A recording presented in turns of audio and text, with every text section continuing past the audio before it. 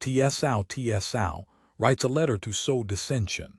The fight narrated in the last chapter lasted till morn when each side drew off, Ma ChʻAo camping on the Y River, whence he kept up harassing attacks both day and night. TsʻAo also camped in the bed of the same river, began to construct 3 floating bridges out of his rafts and boats so as to facilitate communication with the south bank. TsʻAo established a camp on the river, which he barricaded with his carts and wagons. Ma ChʻAo determined to destroy this camp, so his men collected straw and each man marched with a bundle and took fire with him. Han Sui's men were to fight. While one party attacked, the other party piled up the straw, which they lit, and soon there was a fierce fire all around. The defenders could do nothing against it, so they abandoned the camp and ran away. All the transport and bridges were destroyed. It was a great victory for the ChʻAo army and gave them the command of the River Y. TsʻAo was sad at the failure to make good his strong camp and fearful of his defenselessness. Then ChʻÜ proposed a mud wall, so 3 legions were set to build a mud rampart. The enemy, seeing this, harassed the workmen with perpetual attacks at different points, so that the work went slowly. Beside, the soil was very sandy, and the wall would not stand but collapsed as fast as it was built. TsʻAo felt helpless. It was the 9th month and the fierce cold of winter was just coming on. Ominous clouds covered the sky day after day with never a break.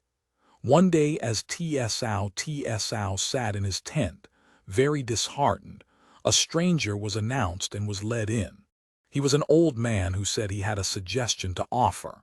He was tall, sparely built, and spiritual looking. He gave his name as Lu Po and said he came from ChʻAo. He was a recluse and a Taoist, his religious name being Merng Mei or Plum Blossom Dreamer. TsʻAo received him with great courtesy, and presently the venerable one began, "O minister, you have long been striving to make a camp on the river. Now is your opportunity. Why not begin?"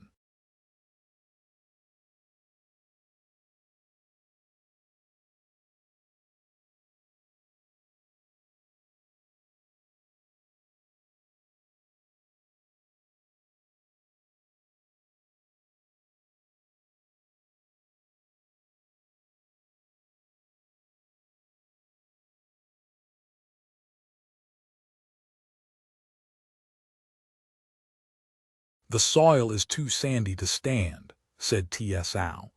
"But if you have some other plan to propose, pray tell me what it is, O hermit. You are more than human, O minister, in the art of war, and you surely know the times and seasons. It has been overcast for many days, and these clouds foretell a north wind and intense cold. When the wind begins to blow, you should hurry your men to carry up the earth and sprinkle it with water. By dawn, your wall will be complete." TsʻAo seized upon the suggestion. He offered his aged visitor a reward, but he would receive nothing. That night the wind came down in full force. Every man possible was set to earth carrying and wetting.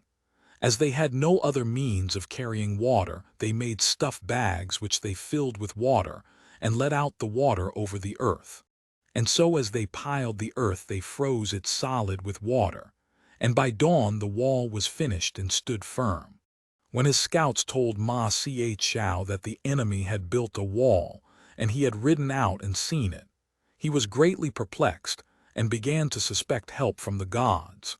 However, very soon after he got his whole army together and sounded an attack. TsʻAo himself rode out of the camp, with only the redoubtable ChʻÜ in attendance, and advanced toward the enemy. Flourishing his whip, he called out, "I, Merngtair, am here alone, and I beg Ma ChʻAo to come out to parley with me." Thereupon Ma ChʻAo rode out, his spear set ready to thrust. "You despised me because I had no wall to my camp, but lo, in one single night God has made me a wall. Do you not think it time to give in?" Ma ChʻAo was so enraged that he almost rushed at TsʻAo, but he was not too angry to notice the henchman behind him, glaring in angry fashion, who held a gleaming sword in his grip. He thought this man could be no other than ChʻÜ, so he determined to find out. With a flourish of his whip he said, "Where is the noble tiger marquis that I hear you have in your camp?" At this ChʻÜ lifted his sword and roared, "I am ChʻÜ of ChʻAo." From his eyes shot gleams of supernatural light, and his attitude was so terror-striking that Ma dared not move. He turned his steed and retired. TsʻAo and his doughty follower returned to their camp, and as they too passed between the armies not a man there, but felt a quiver of fear. "They know our friend ChʻÜ over there as Marquis Tiger," said TsʻAo when he returned, and thereafter the soldiers all called him by that name. "I will capture that fellow Ma tomorrow," said ChʻÜ. "Ma ChʻAo is very bold," said his master. "Be careful." "I swear to fight him to the death," said ChʻÜ. Then he sent a written challenge to his enemy, saying that the Tiger Marquis challenged Ma ChʻAo to a decisive duel on the morrow. Ma ChʻAo was very angry when he received the letter. "Dare he insult me so?" cried he. Then he wrote his pledge to slay Tiger Lust on the morrow. Next day both armies moved out and arrayed in order of battle. Ma ChʻAo gave Brewitt-Taylor and Ma Tai command of the two wings, while ChʻÜ took the center. Ma ChʻAo took up his station in front of the center and called to Tiger Lust to come out. TsʻAo, who was on horseback by the standard, turned and said, "He is no less bold than Luo." As he spoke, ChʻÜ rode forth whirling his sword, and the duel began. They fought over 100 bouts and neither had the advantage. But then, their steeds being spent with galloping to and fro, each retired within his own lines and obtained a fresh mount. The contest was renewed, and 100 more encounters took place, still without victory to either. Suddenly ChʻÜ galloped back to his own side, stripped off his armor, showing his magnificent muscles, and, naked as he was, leaped again into the saddle and rode out to continue the battle. Again the champions engaged, while both armies stood aghast. 30 bouts more, and ChʻÜ, summoning up all his force, plunged toward Ma with his sword held high to strike. But Ma avoided the stroke and rode in with his spear pointing directly at his opponent's heart. Throwing down his sword, ChʻÜ dashed aside the spear, which passed underneath his arm. Then ensued a struggle for the spear, and ChʻÜ, by a mighty effort, snapped the shaft so that each held one half. Then the duel was continued, each belaboring the other with the pieces of the broken spear. At this point TsʻAo began to fear for his champion, and so ordered 2 of his captains to go out and take a hand. At this, Brewitt-Taylor and Ma Tai gave the signal to their armored horsemen to attack. They rode in, and a melee began in which TsʻAo's men were worsted, and the great champion ChʻÜ received 2 arrow wounds in the shoulder. So the men of TsʻAo retreated to their stockade, Ma ChʻAo following them to the river. TsʻAo's men lost more than half their number. TsʻAo barred his gates and allowed none to go out. Ma ChʻAo went down to the river. When he saw ChʻÜ, he said, "I have seen some wicked fighters, but none to match that man. He is aptly nicknamed Tiger Lust." Thinking that by strategy he might get the better of Ma ChʻAo, TsʻAo secretly sent 2 bodies of men across the river to take up position, so that he might attack in front and rear. One day from his ramparts, TsʻAo saw Ma ChʻAo and a few horsemen ride close up to the walls and then gallop to and fro like the wind. After gazing at them for a long time, he tore off his helmet and dashed it on the ground, saying, "If that Ma is not killed, may I never be buried." ChʻÜ heard him, and his heart burned within him. He cried, "May I die here at once if I do not destroy that rebel." Without more ado, he flung open the gates and rode out with his company. TsʻAo tried to stop this mad rush, but it was no good, so, fearing he might come to grief, he rode out after him. At sight of the men of TsʻAo, ChʻAo faced his men about, extended them in line, and as the enemy approached, dashed forward to the attack. Then, noticing TsʻAo himself among them, he left ChʻAo and rode straight for TsʻAo. Panic seized TsʻAo and he rode for his life, while his men were thrown into confusion. It was during the pursuit of this portion of the TsʻAo army that ChʻAo was told of the force on the other bank of the river. Realizing the danger, he abandoned the pursuit, called in his men, and went to his own camp, there to consult with ChʻÜ. "What now? TsʻAo has crossed the river and we can be attacked in the rear," said Ma. A certain Lai Kan said, "Then you had better come to an agreement, sacrifice some territory and make peace. Then both can repose through the winter and await the changes and chances that may come with the spring warmth." "He is wise," said ChʻÜ, "and I advise the same." But ChʻAo hesitated. Others exhorted him to make peace, and at length he agreed. So Yang ChʻÜ and Hu Suan were sent as messengers of peace to the camp of TsʻAo. "You may return. I will send my reply," said TsʻAo when they had declared the purport of their mission, and they left. Then ChʻÜ said to TsʻAo, "What is your opinion, O minister?" "What is yours?" asked TsʻAo. "War allows deceit, therefore pretend to agree. Then we can try some means of sowing suspicions between Han and Ma, so that we may thereby destroy both." TsʻAo clapped his hands for very joy. "That is the best idea of all, most suitable. You and I agree in our ideas. I was just thinking of that." So an answer was returned saying, "Let me gradually withdraw my soldiers, and I will give back the land belonging to you on the west of the river." And at the same time, TsʻAo ordered the construction of a floating bridge to help in the withdrawal. When the reply arrived, ChʻAo said to ChʻÜ, "Although he agrees to peace, yet he is evil and crafty. We must remain prepared against his machinations. Uncle, you and I will take turns in watching TsʻAo and Huang on alternate days. So shall we be safe against his treachery." They agreed and began the regular alternate watch. Soon TsʻAo got to know what they were doing, and he turned to ChʻÜ saying, "I am succeeding." "Who keeps the lookout on this side tomorrow?" asked TsʻAo. ChʻÜ. Next day TsʻAo at the head of a large party of his captains rode out of the camp, and the officers presently spread out right and left, he himself remaining a solitary rider visible in the center. ChʻÜ did not know that TsʻAo had come out. Presently TsʻAo called out, "Do any of you soldiers want to see TsʻAo? Here I am quite alone. I have not 4 eyes nor a couple of mouths, but I am very knowing." The soldiers turned pale with fright. Then TsʻAo called up a man and told him to go and see ChʻÜ and say, "Sir, the minister humbly asks you to come and confer with him." Thereupon Han went out, and seeing TsʻAo wore no armor, Han also threw off his and rode out clad in a light robe.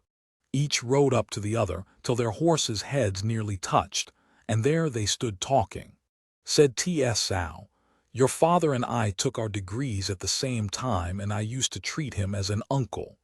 You and I set out on our careers at the same time too, and yet we have not met for years. How old may you be now?" "I am 46, replied Han. "In those old days in the capital, we were both very young and never thought about middle age. If we could only restore tranquility to the state, that would be a matter of rejoicing." After that they chatted long about old times, but neither said a word on military matters.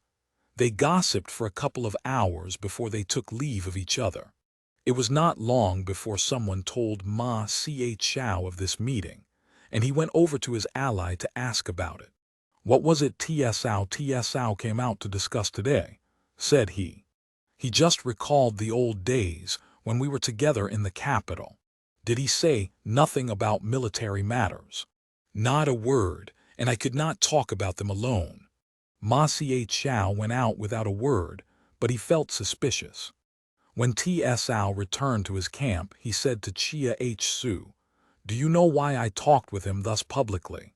"It may be an excellent idea," said ChʻÜ, "but it is not sufficient simply to estrange two people. I can improve on it, and we will make them quarrel and even kill each other." "What is your scheme?" "Ma ChʻAo is brave but not very astute. You write a letter with your own hand to Han himself and put in it some rambling statements about some harm that is going to happen. Then blot it out and write something else. Afterwards you will send it to Han, taking care that Ma shall know all about it. He will demand to read the letter, and when he sees that the important part of the letter has been changed, he will think that Han Sui has made the changes lest his secrets should leak out. This will fit into the private talk you had with Han the other day, and the suspicion will grow until it has brought about trouble. I can also secretly corrupt some of his subordinates and get them to widen the breach, and we can settle Ma ChʻAo."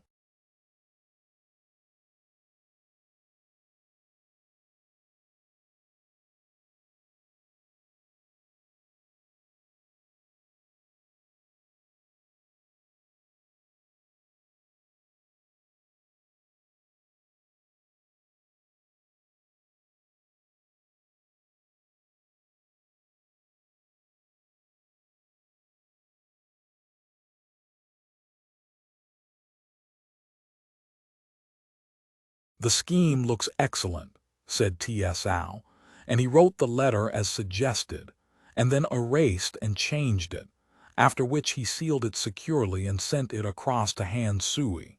Surely enough someone told Ma ChʻAo about the letter, which increased his doubts, and he came to Han Sui's quarters to ask to see it.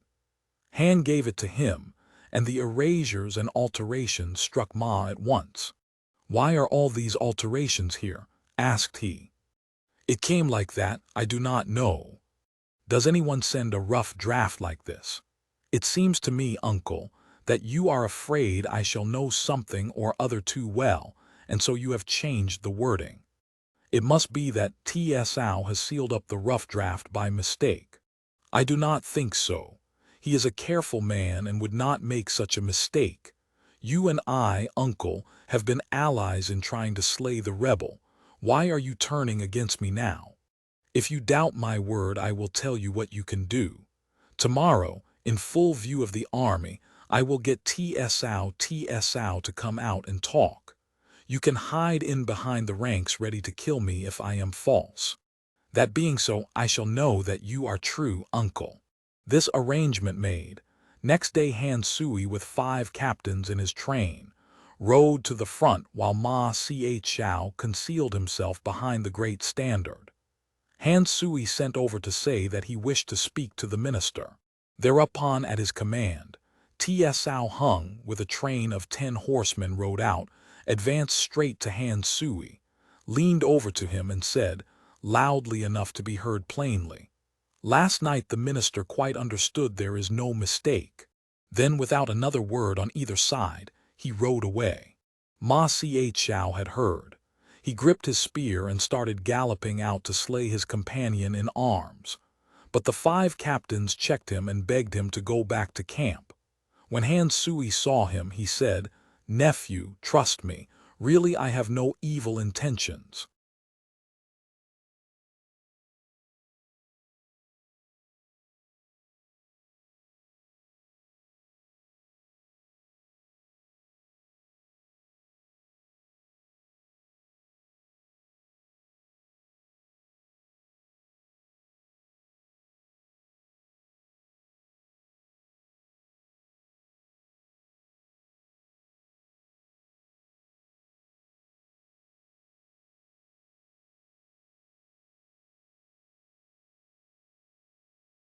But think you that ChʻAo did? Burning with rage he went away, while Han Sui talked over the matter with his 5 captains. How can this be cleared up? ChʻAo trusts too much to his strength, said Yang ChʻÜ, one of them. He is always inclined to despise you, sir. If we overcome TsʻAo, do you think he will give way to you? I think you should rather take care of your own interests. Go over to the minister's side, and you will surely get rank one day. I was his father's pledged brother and could not bear to desert him, said Han Sui. It seems to me that, as things have come to this pass, you simply have to now. Who would act as go-between? Asked Han.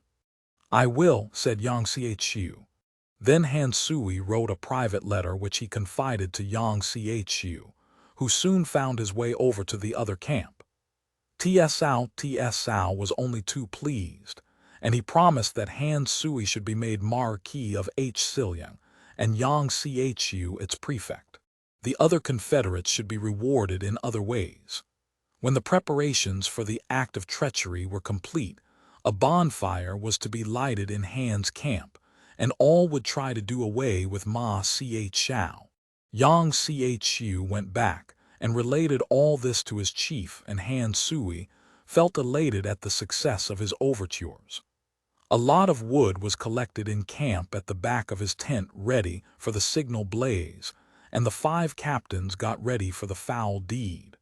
It was decided that ChʻAo should be persuaded into coming to a banquet, and there they would slay him then. All this was done, but not without some hesitation and delay, and some news of the plot reached ChʻAo. He found out the careful preparations that had been made and resolved to act first. Leaving Ma Tai and Piang Ter in reserve, he chose a few trusted men, and with stealthy steps made his way into Han Sui's tent. There he found Han Sui and his 5 Confederates deep in conversation. He just caught a word or two that Yang ChʻÜ said, "We must not delay, now is the time." In burst ChʻAo raging and yelling, "You herd of rebels! Would you dare to plot against me?" They were taken aback. ChʻAo sprang at Han Sui and slashed at his face. Sui put up his hand to ward off the blow, and it was cut off. The 5 drew their swords and set on ChʻAo and his men, who rushed outside, followed by the 5 who slashed away, but were kept at bay by ChʻAo's wonderful swordsmanship. And as the swords flashed, the red blood flowed. Soon one of the 5 was down and a second disabled. Then the other 3 fled. ChʻAo ran back into the tent to finish Han Sui, but the servants had removed him. Then a torch was lit, and soon there was commotion all through the camp. ChʻAo mounted his horse, for Piang Ter and Ma Tai had now arrived, and the real fight began.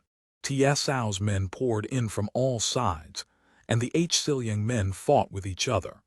Losing sight of his companions, ChʻAo and a few of his men got to the head of the floating bridge over the Y just about dawn. There he fell across Lai Qian coming over the bridge.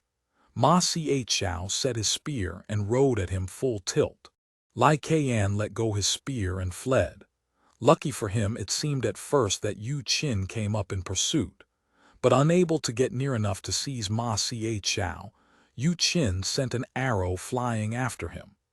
ChʻAo's ear caught the twang of the bowstring, and he dodged the arrow, which flew on and killed Lai Qian. ChʻAo turned to attack his pursuer, who galloped away, and then he returned and took possession of the bridge. Quickly TsʻAo's men gathered about him, and the fiercest among them, the Tiger Guards, shot arrows at ChʻAo, which he warded off with his spear shaft so that they fell harmless to the earth. ChʻAo and his men rode to and fro, striking a blow wherever there was a chance, but the enemy were very thick about him, and he could not force his way out. In desperation he made a dash northwards and got through, but quite alone. Of his followers everyone fell. Still he kept on dashing this way and that till he was brought down by a crossbow bolt. He lay upon the ground and his enemies were pressing in. But at the critical moment, a troop came in from the northwest and rescued him. Piang Ter and Ma Tai had come up in the very nick of time. Thus Ma ChʻAo was rescued, and they set him on one of the soldiers' horses, and he again took up the battle. Leaving a trail of blood in his rear, he got away northwest. Hearing that his enemy had got away, TsʻAo ordered his captains to pursue him day and night, and offered rewards for him dead or alive. For his head the reward was 1,000 taels and the marquisate of a fief of a myriad families. If anyone captured Ma, the reward was the rank of general.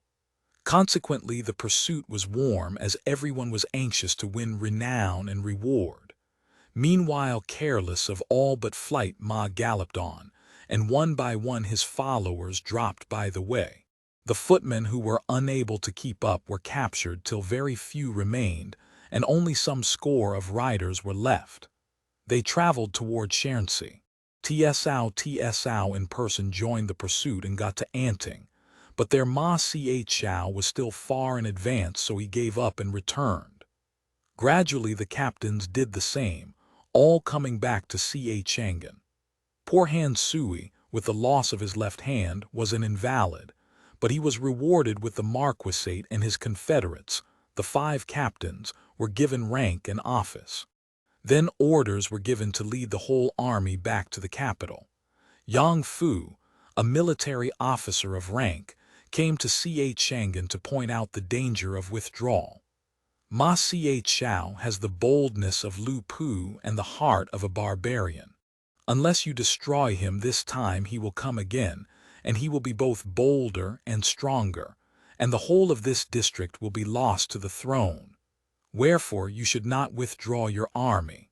TsʻAo said, I would be quite willing to finish the subjugation, but there is much to do in the capital and the south is still to conquer, so I cannot remain. But you, sir, might secure this country for me. Do you consent? Yang Fu did consent, and he brought to TsʻAo's notice Yang, who was made governor with joint military powers. Just before Yang Fu left, he said to TsʻAo, a strong force ought to be left in ChʻAo as a reserve in case they be required. That has been already dealt with, replied TsʻAo. Contentedly enough, Yang Fu took leave and went away. His captains asked TsʻAo to explain his recent policy since the first outbreak at Tiong Pass, and he replied, the rebel first held the pass. Had I forthwith taken the east, the rebels would have defended the camps one by one and mustered at all the ferries, and I should never have got across the river. So I massed men against Tiong Pass and made the rebels guard the south so that the west was left open. Thus Hsu Huang and Chu Ling could cross over, and I was able later to cross over to the north. Then I made the raised road and the mud rampart to deceive the enemy, and caused them to think I was weak, and thus emboldened them up to the point of attacking without proper preparation. Then I used the clever device of causing dissension in their ranks, and was able in one day to destroy the stored-up energy of all their forces. It was a thunderclap before you could cover your ears. Yes, indeed, the mutations of the art of war can be called infinite. But one thing more puzzled us, said the officers, and we ask you to explain it. When you heard the enemy was reinforced, you seemed to grow happier. Why was that? Because the pass was distant, and if the rebels had taken advantage of all defensible points and held them, they could not have been quelled in less than a couple of years. When they came on altogether, they made a multitude, but they were not unanimous. They easily quarreled and, disunited, were easily overcome. So I had reason to rejoice that they came on altogether. Indeed, no one can equal you in strategy, said his officers, bowing low before him. Still, remember that I rely on you, said TsʻAo. Then he issued substantial rewards to the army and appointed Hsiahu Yuan to the command at ChʻAo. The soldiers who had surrendered were distributed among the various troops. Hsiahu Yuan recommended Feng I, and one, Chiang Kai, of Kaoling as his aides. So the army returned to the capital, where it was welcomed by the emperor in his state chariot. As a reward for his service, TsʻAo was given the court privileges of omitting his distinctive name when he was received in audience, and of proceeding toward the dais without assuming the appearance of frantic haste. Further, he might go to court armed and booted, as did the hand minister Hsiaho of old, whence his prestige and importance waxed mightily. The fame of these doings penetrated west into Hansheng, and one of the first to be moved to indignation was Chang Lu, prefect of Hanning. This Chang Lu was a grandson of Chang Ling, who retired to Mount Human in Sichuan, where he had composed a work on Taoism for the purpose of deluding the multitude. Yet all the people respected him, and when he died his son, Chang Heng, carried on his work and taught the same doctrines. Disciples had to pay a fee in rice, 5 measures. The people of his day called him the rice thief. Chang Lu, his son, styled himself Master Superior, and his disciples were called commonly devil soldiers. A headman was called libationer, and those who made many converts were called chief libationers. Perfect sincerity was the ruling tenet of the cult, and no deceit was permitted. When anyone fell ill, an altar was set up, and the invalid was taken into the room of silence where he could reflect upon his sins and confess openly. Then he was prayed for. The director of prayers was called superintending libationer. When praying for a person, they wrote his name on a slip and his confession, and made 3 copies thereof, called the writing of the 3 officers. One copy was burned on the mountain top as a means of informing heaven, another was burned to inform earth, and the third was sunk in water to tell the controller of the waters. If the sick person recovered, he paid, as fee, 5 measures of rice. They had public houses of charity wherein the poor found rice and flesh and means of cooking. Any wayfarer was allowed to take of these according to the measure of his appetite. Those who took in excess would invite punishment from on high. Offenses were pardoned thrice. Afterwards offenders were punished. They had no officials, but all were subject to the control of the libationers. This sort of cult had been spreading in Hansheng for some 30 years, and had escaped repression so far because of the remoteness of the district. All the government did was to give Chang a title, and take means to secure from him a full quota of tribute. When the reports of TsʻAo's success against the West, and his prestige and influence, reached the Hansheng people, they met to consult, for they feared lest, Tiang and Ma being overcome, they would be next invaded. This Chang proposed to the assembly that he should assume the title of Prince of Hanning and superintend the defense. In reply, one Yenpu said, "The families of this province are reckoned by myriads, and there are ample supplies of everything. This place is a natural stronghold. Now Ma ChʻAo's soldiers are newly defeated. The fugitives from the TsʻAo Valley are very numerous. My advice is that, as Liu Chang of ChʻÜ is weak, we should take possession of Sichuan, and then you may style yourself prince as soon as you like." This speech greatly pleased Chang Lu, who then began to concert measures with his brother to raise an army. Stories of the movement reached Sichuan. It is necessary here to say a few words about the West. The governor was Liu Chang, a son of Liu Yen, a descendant from a prince of the imperial house. The prince had been moved out to Qingling some generations ago, and the family had settled there. Later, Liu Yen became an official, and when he died in due course, his son was recommended for the vacant prefectship of ChʻÜ. There was enmity between the prefect and the Changs, because some of the latter's relatives had been put to death. When he knew of the danger, Liu Chang dispatched one Piang Hsi as prefect of Posse to ward off Chang Lu. But Liu Chang had always been feeble, and when he received news from his lieutenant of Chang, Lu's movements, his heart sank within him for fear, and he hastily called in his advisers. At the council one haughtily said, "My master, be not alarmed. I am no genius, but I have a bit of a healthy tongue, and with that I will make Chang Lu afraid even to look this way." When plots did grow about the West, it suited ChʻÜ's plans the best. The speaker's name and lineage will be told in the next chapter.